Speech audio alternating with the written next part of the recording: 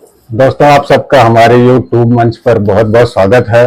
और आज के इस वीडियो में हम एक खास बातचीत करने वाले हैं। हमारे साथ मौजूद हैं बहुत ही खास पर्सनालिटी, एडवोकेट शाकिर कुरैशी साहब, जो कि सीनियर एडवोकेट हैं और राष्ट्रीय मुस्लिम मोर्चा के छत्तीसगढ़ के प्रदेश संयोजक भी हैं। तो आज के इस वीडियो में हमारे मेहमान हैं आज के, और उनसे हम बातचीत करेंगे उनके संगठन के बारे में, राष्ट्रीय मुस्लिम मोर्चा के बारे में। एडवोकेट साहब, आपका बहुत बहुत स्वागत है हमारे चैनल पर।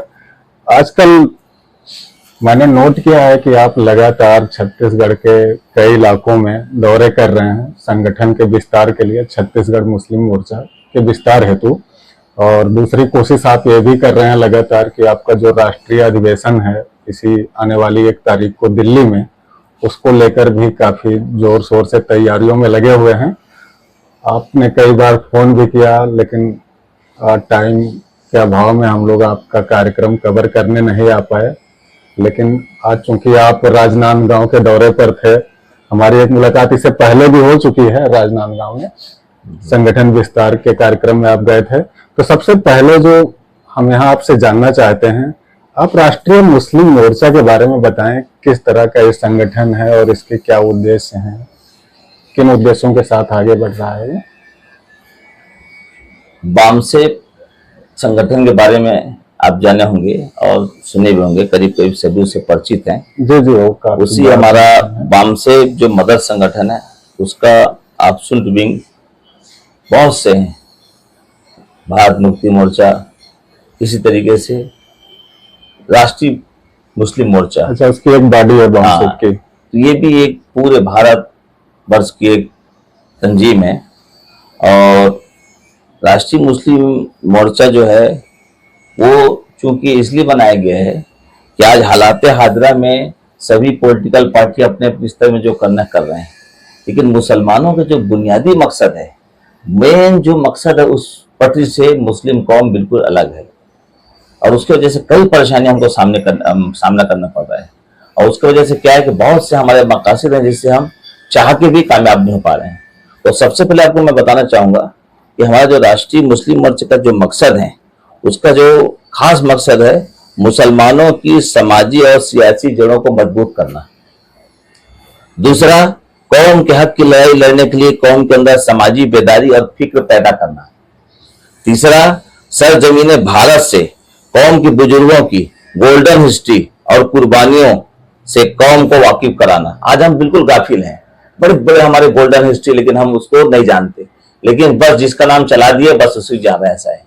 और चौथा हमारा खास मकसद है मजलूम बहुजन जितने हमारे हैं, ओबीसी, एसटी, एससी, माइनॉरिटीज में से जितने भी आते हैं, क्रिश्चियन कम्युनिटी, सिख, जैन, बौद्ध जो भी आते हैं, और तमाम मसावात को मानने वाले जो मजहब हैं, बुद्धिस्ट, ईसाई, सिख, लिंगायत, जैन, और मुसलमानों के बीच में इत्तेहाद और भाईचारा को कैसे कायम किया जाए।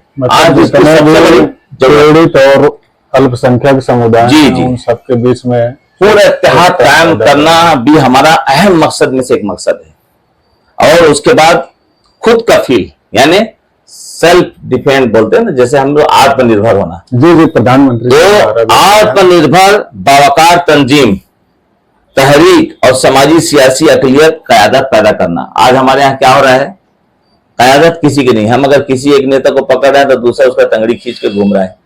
तो हम मकसद से भटके हुए हैं, उसकी वजह से हम अपने अंदर एक क़यादत पैदा नहीं कर पा रहे हैं। हाँ, कोई राष्ट्रीय नेता नहीं है, एक सर्वमान्य नेता बहुत जरूरी है। आज उसकी बहुत बड़ी जरूरत है तमाम मजलूमों के बीच से।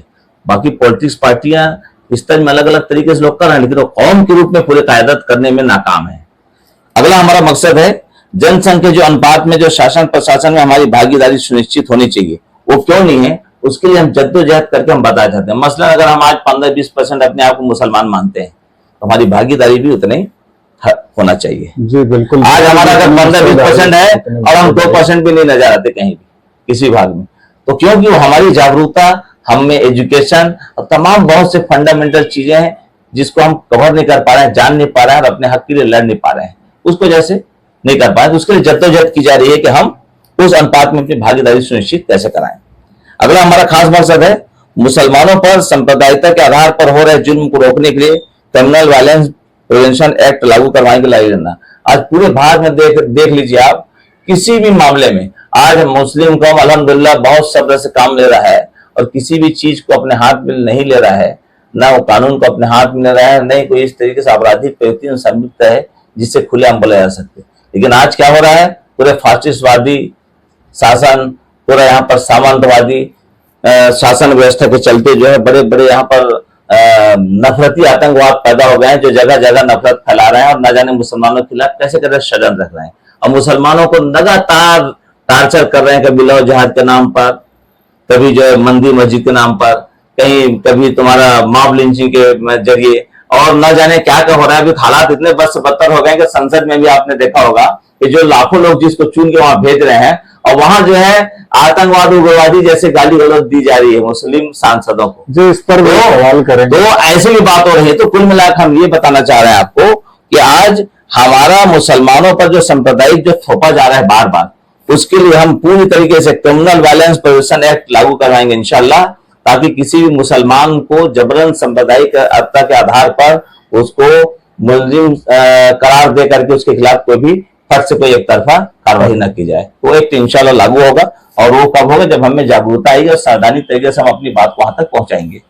उसी तरीके से हमारा एक खास मकसद है कौम के अंदर समाजी, तारीखी और नजरियाती और तरबियती और फिक्री जो कैडर है उसका तैयार करना, क्योंकि कैडर बेस पे जब हमारे लोग तैयार हो जाएंगे तो बेहतरीन तरीके से कहीं भी हम अपना कैडर बेस पे लोगों को मोटिवेट कर सकेंगे, बताएंगे।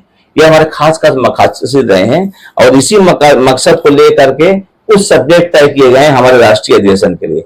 तो सब्जेक्ट जो तय किए गए हैं उसके तहत दिन भर का सेमिनार 1 अक्टूबर को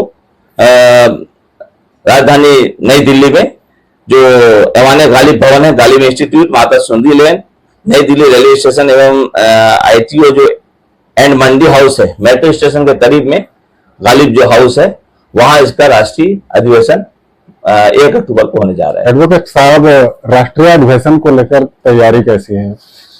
माशाल्लाह पूरी कोशिश हमारी रही है कि गांव स्तर, जमाती स्तर, तहसील, ब्लॉक, जिला से लेकर के हर जगह में पूरे भारत में हमारे जितने भी अभी तक के जो हमारे नुमाइंदे हैं, जो हमारे जो मेंबर लोग हैं, पदाधिकारी लोग हैं, वो लगातार भिड़े हुए हैं। और अभी हमारा पहला मकसद है लोगों में राष्ट्रीय मुस्लिम मोर्चा है क्या चीज, इसको पहले बताना। तो उसके तहत चलते जो है ये हमारा दूसरा राष्ट्रीय अधिवेशन का ये पम्पलेट है जो पूरे भारत लेवल में एक ही तरीके के एक मकसद को लेके एक विषय लेके पूरा बनाए गए हैं और ये हम जन जन तक इसको पहुंचा रहे हैं ज्यादा से ज्यादा।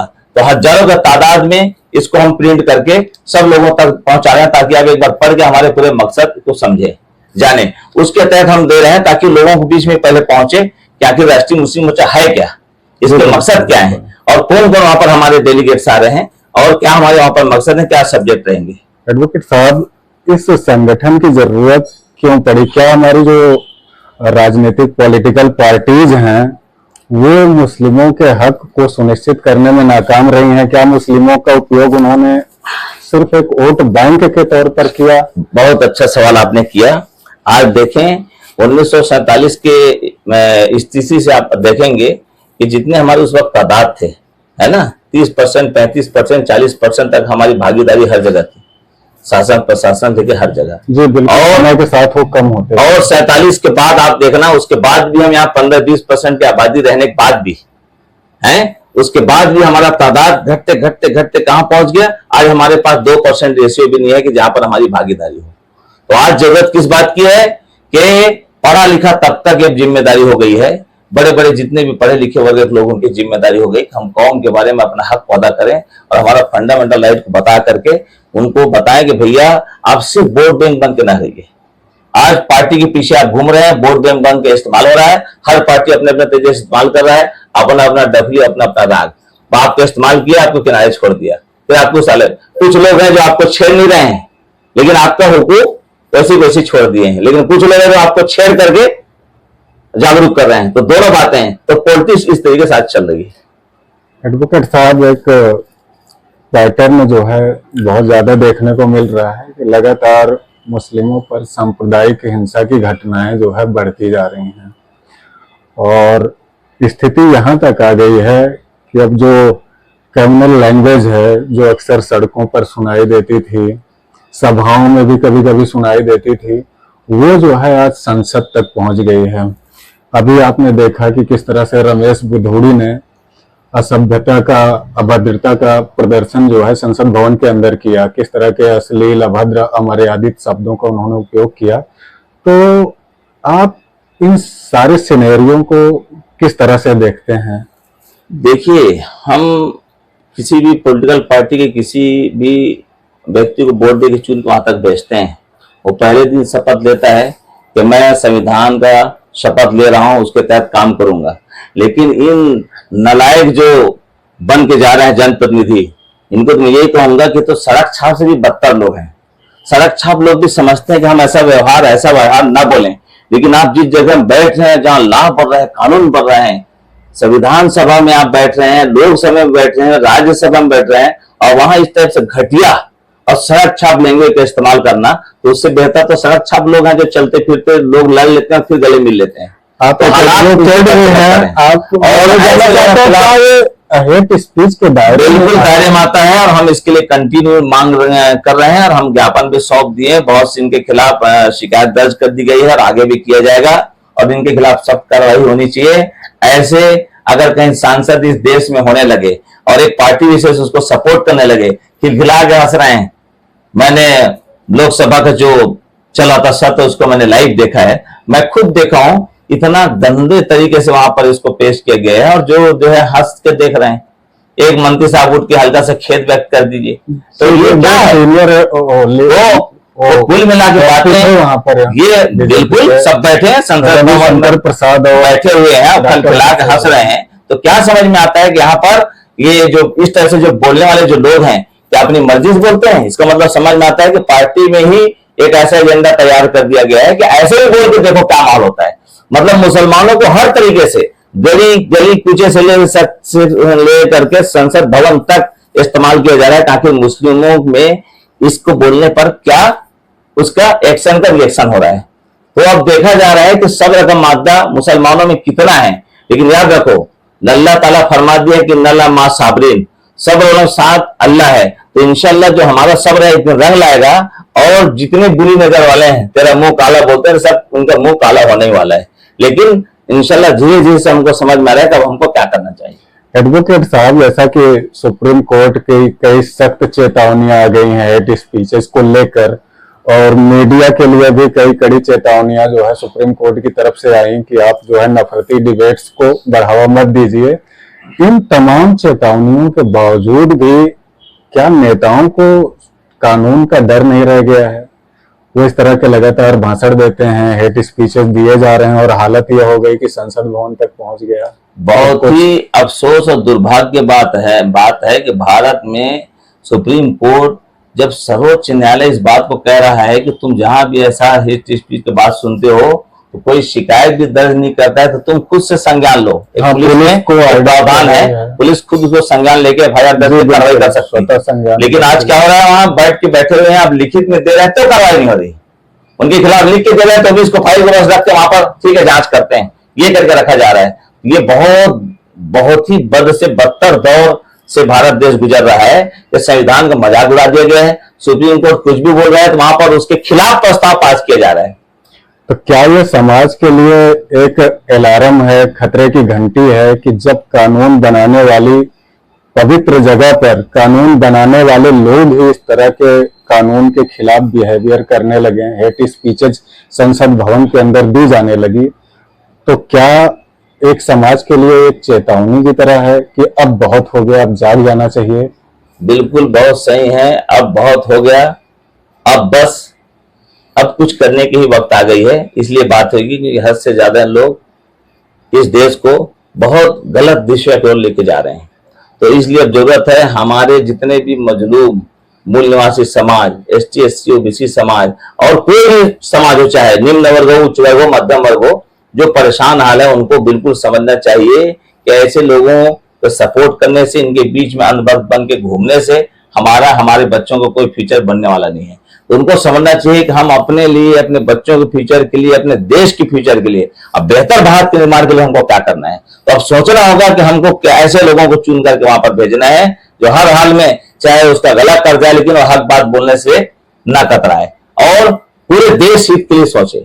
ऐसे लोगों को ना भेजें जो जाकर वहां पर बैठते ही नफरत पैदा कर दे और जन भावनाओं में एक ऐसा आक्रोश पैदा हो जाए कि आपस में लोग लड़ कट मरे और अपना खुशहाली तरीके शासन चलाते रहें। तो अब जरूरत इस बात की हो गई है कि बहुत ज्यादा ये हद से ज्यादा गुजर चुके हैं, इसलिए अब बहुत जरूरी है कि ऐसे लोगों को किसी हाल में चुन करके वहां पर न भेजा जाए। एडवोकेट साहब, एक आखिरी क्वेश्चन यहाँ पर, क्योंकि आप लगातार राष्ट्रीय मुस्लिम मोर्चे के विस्तार हेतु छत्तीसगढ़ के सुदूर प्रांत क्षेत्रों में दौरा कर रहे हैं और कई और संगठनों की तरफ से भी आपको इनवाइट किया जाता है, तो कुल मिलाकर आप मैक्सिमम पब्लिक के बीच में रहते हैं और अलग अलग एरियाज में जाके लोगों से विजिट करते हैं। इलेक्शन का माहौल है छत्तीसगढ़ में और इलेक्शन को ध्यान में रखते हुए मैं आपका पर्सनल अनुभव जानना चाहता हूं कि लोगों के बीच में माहौल क्या है। क्या भाजपा जो है कांग्रेस के शासन को यहाँ से हटाकर वापसी कर सकती है सत्ता में, या जो है कांग्रेस एक बार फिर से अपनी सरकार बनाती हुई लग रही है आपको? देखिए, हमारे नजर में तो चाहे भाजपा हो कांग्रेस हो, आज सत्ता और विपक्ष दोनों में सिर्फ जो है ट्रांसफर ऑफ रूल, खाली एक दूसरे को ट्रांसफर कर रहे हैं। चोर चोर मौसेरे भाई हैं। इसलिए अब जरूरत इस बात की है कि हमको न किसी को सपोर्ट करना, न किसी के खिलाफ बोलने वाली बात है। हम अपने हक पर कैसे रहें, संविधान को हम कैसे बचाएं, कौन किस पार्टी से बिलोंग करता है उससे मतलब नहीं है। लेकिन यहाँ पर हम किसी पार्टी का ना प्रचार कर रहे हैं, ना किसी को हम नुकसान पहुंचा रहे हैं। हमारा एक मकसद है कि हम किसी भी जनप्रतिनिधि को चुन के भेजें, वैसे प्रतिनिधि जाए जो देश हित में, गांव हित में, जनहित में, पब्लिक के हित में तमाम बेहतर से बेहतर काम कर सके। और ऐसा नफरती जो उग्रवादी किस्म के जो लोग हैं, नफरती आतंकवादी लोग हैं, ऐसे चुन के वहां ना भेजा जाए। ये मेरा पूरे देशवासियों से आह्वान है। एडवोकेट साहब, आपकी ये बात से मैं 100% सहमत हूं कि कभी भी किसी पार्टी के लिए हमारी आस्था इतनी ज्यादा नहीं बढ़ जानी चाहिए कि हम संविधान की, हमारे संविधान के प्रति जो हमारा रिस्पेक्ट है और उसके प्रति जो हमारी आस्था है वो कमजोर हो। जहां पर संविधान और पार्टी के बीच में चुनाव की स्थिति आए तो वहां पर जाहिर सी बात है, एज ए नागरिक, हर नागरिक का कर्तव्य है कि वो संविधान को ही चुनेगा, उसको ही, क्योंकि संविधान ही सर्वोपरि है देश में।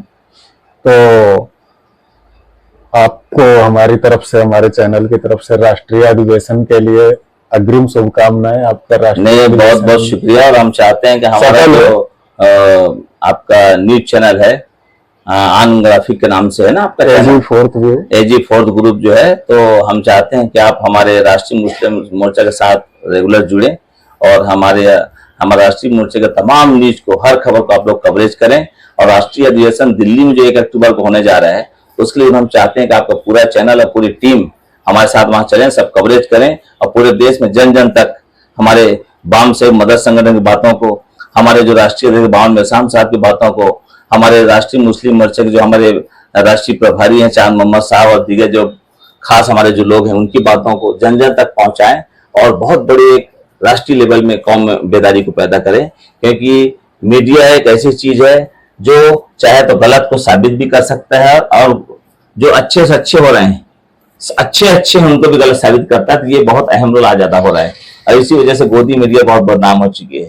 तो बहुत बहुत शुक्रिया कि आपके चैनल ने एक अहम मुद्दों पर चर्चा करके लोगों जन जन तक हमारी बातों को पहुंचाया और हम उम्मीद करते हैं कि आपके चैनल AG24 जो है, AG4 जो है, वो हमेशा तरक्की करे और आगे बेहतर यहाँ जिला और तहसील, स्टेट से लेकर के पूरा भारत लेवल में कामयाब रहे। और हम इसके लिए राष्ट्रीय मुस्लिम मोर्चा का ज्यादा न्यूज है आप कवरेज करें और हम चाहते हैं कि आप हमारा एक हिस्सा बन करके आगे हमारे साथ काम करें। जी, आपकी भावनाओं का बहुत बहुत सम्मान करते हैं एडवोकेट साहब, लेकिन एज ए चैनल जो है हमें सारे ग्रुप के साथ समान रूप से ही उनको कवर करना है। हर ग्रुप के साथ हैं, लेकिन गोदी मीडिया बन करके काम ना करें। नहीं, बिल्कुल हमारा काम, हमारी गुजारिश है, हम जो है सच लोगों तक ले। बहुत अच्छी बात है, अगर कहीं ऐसा मीडिया चैनल सच को सामने ला रहा है तो बिल्कुल हम उनको सैल्यूट करते हैं, उनको सलाम करते हैं, उसको हम प्रोत्साहित करते हैं हमेशा। तो एडवोकेट साहब के साथ ही हमारी बातचीत थी आज के इस कार्यक्रम में। मिलते हैं नेक्स्ट वीडियो में एक नए कंटेंट के साथ। तब तक आप लोग स्वस्थ रहें, मस्त रहें। धन्यवाद।